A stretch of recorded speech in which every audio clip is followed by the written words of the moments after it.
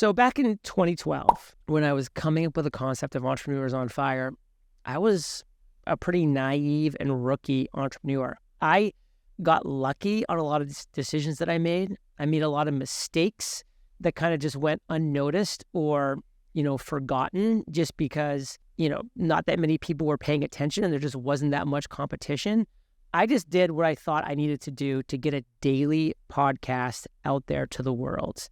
And it went against what my direct coach, Jaime Masters, told me, who was a successful business podcast host of a great podcast. She told me, do not do a daily podcast. I hired and joined the mastermind of the podcast answer man himself, Cliff Ravenscraft, a 10-person mastermind at over $3,500 for the year, which was a huge investment for me.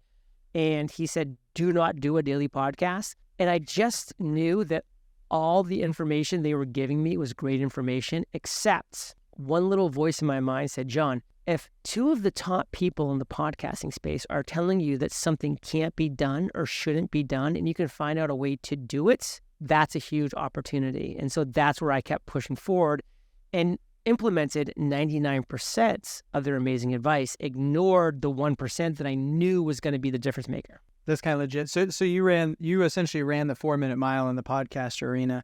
What was the foundation for their advice? I mean, I'm sure it was rooted in love, right? But it was, you're not going to find enough guests for the show. Your listeners are going to get burned out. You're going to get burned out. You're never going to find an audience that wants that type of content. All of those things. They had a lot of reasons as to why it couldn't be done. Just like there was a lot of reasons why, Roger Bannister was not going to be able to run a 4-minute mile. There was a lot of reasons until there wasn't. Right.